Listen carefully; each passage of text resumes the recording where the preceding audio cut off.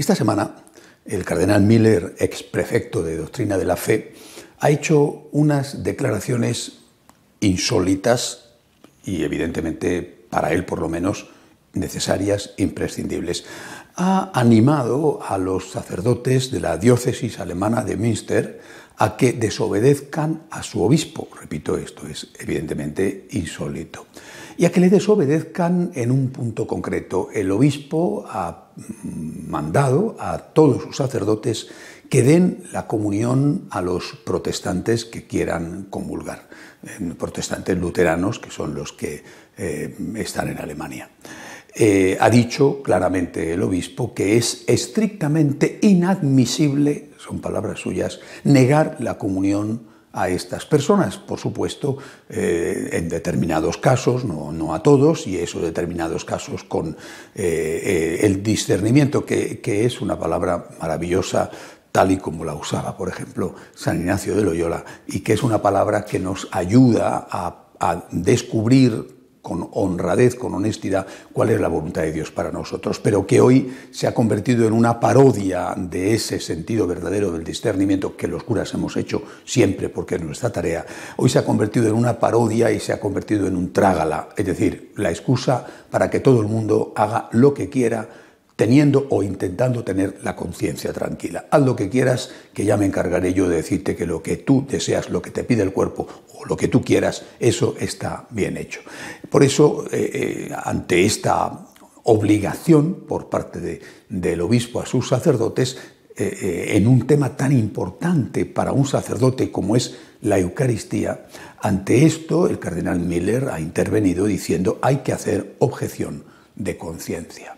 La objeción de conciencia es una tradición dentro de los cristianos. Empezamos a hacer objeción de conciencia desde el inicio. Jesucristo es un objetor de conciencia.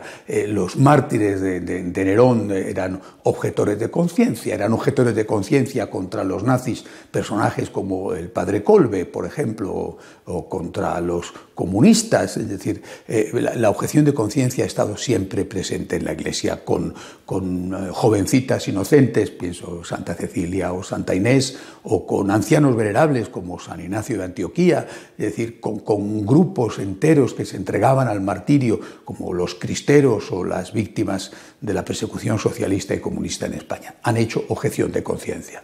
Es decir, ha habido un momento en el cual, bien porque les obligaban a poner incienso ante la estatua del emperador, o bien porque les obligaban, por ejemplo, a hacer abortos, ha habido un momento en el cual estas personas han dicho, primero está Cristo. Hay que obedecer a Dios antes que a los hombres, primero está Cristo, esto no lo puedo hacer. Y han pagado las consecuencias. Es el ejército rojo de los mártires, es decir, la sangre de los mártires derramada por amor a Cristo. Bueno, han pagado su precio, efectivamente. Otros no han llegado al derramamiento de sangre, pero han sufrido las consecuencias de la persecución, de que no les permitían entrar en determinadas carreras universitarias, como en muchos países comunistas, por ejemplo en Cuba, o de que tenían problemas para conseguir determinado puesto de trabajo, o simplemente el ostracismo social. Esta es la persecución blanca, es decir, no hay derramamiento de sangre, pero hay verdadera persecución. Llevamos 2000 años haciendo objeción de conciencia y pagando el precio de esa objeción de conciencia, con el derramamiento de sangre de los mártires o con el acoso que sufrimos en las sociedades secularizadas, por ejemplo, que son las que vivimos la mayoría de nosotros, y que está llevando a muchos a saber lo que es la auténtica, literal persecución, aunque no te metan en la cárcel todavía y no te maten. La novedad no está en eso, repito, estamos acostumbrados a esto. Hemos hecho objeción de conciencia delante de los poderes del mundo, delante de los tiranos de turno, delante de los emperadores, de aquellos que han pretendido ocupar el lugar de Cristo en nuestra conciencia. A eso estamos acostumbrados, aunque sea duro. La novedad está en que ahora tenemos que hacer objeción de conciencia delante de los obispos, por lo menos de algunos obispos. Esto es algo insólito que habla por sí mismo de cuál es la situación actual en la Iglesia. Es decir, que un cardenal, con el peso, la importancia, el bagaje doctrinal que tiene el cardenal Miller, que ha sido prefecto de Doctrina de la Fe, que es el que se encarga de cuidar, de publicar, de estar controlando todas las obras de Benedicto XVI, cardenal Ratzinger. Que un cardenal como Miller tenga que decir a los sacerdotes alemanes, en principio de esa diócesis, que hagan objeción de conciencia contra su obispo, repito, esto habla por sí mismo e indica por sí mismo cuál es la situación, la gravedad de la situación.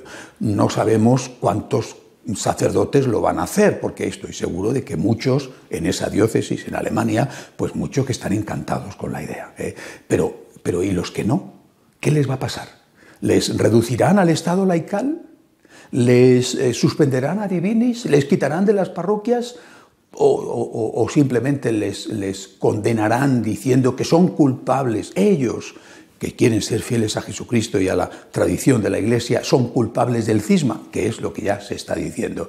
Los que defienden a Jesucristo son culpables del cisma. Hay que ver cómo estamos. Bueno, pues vamos a ver pronto lo que va a ocurrir, porque evidentemente si hay al menos uno que se oponga a ese, vamos a ver lo que le pasa.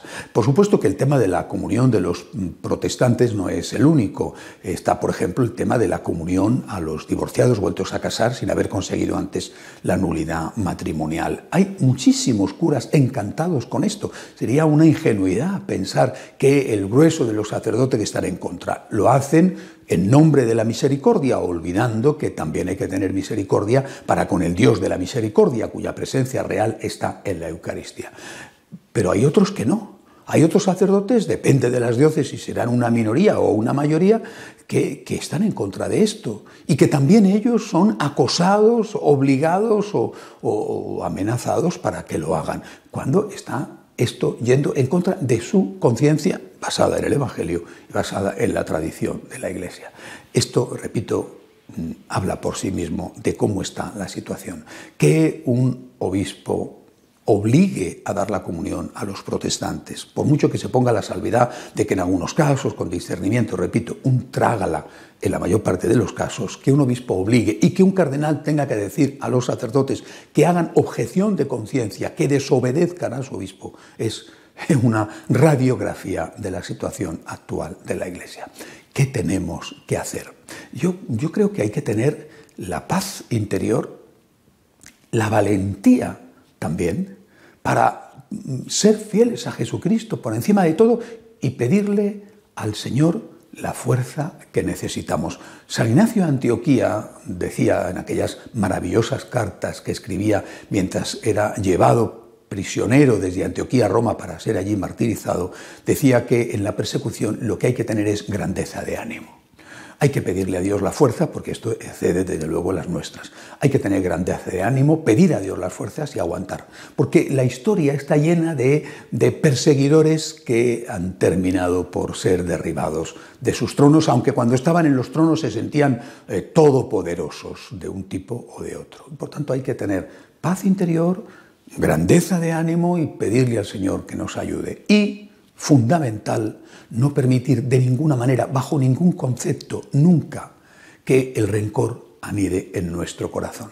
Nuestro Señor, el primer mártir, murió diciendo: Padre, perdónales, que no saben lo que hacen. Porque es probable que estos que están obligando a los sacerdotes a hacer estas cosas tampoco sepan lo que hacen. O San Esteban, el segundo mártir, es decir, el protomártir, San Esteban, cuando le estaban apedreando, sus últimas palabras fueron para decir: no les tengas en cuenta este pecado. Recemos por la Iglesia y pidamos al Señor fortaleza, paz y grandeza de ánimo. Hasta la semana que viene, si Dios quiere.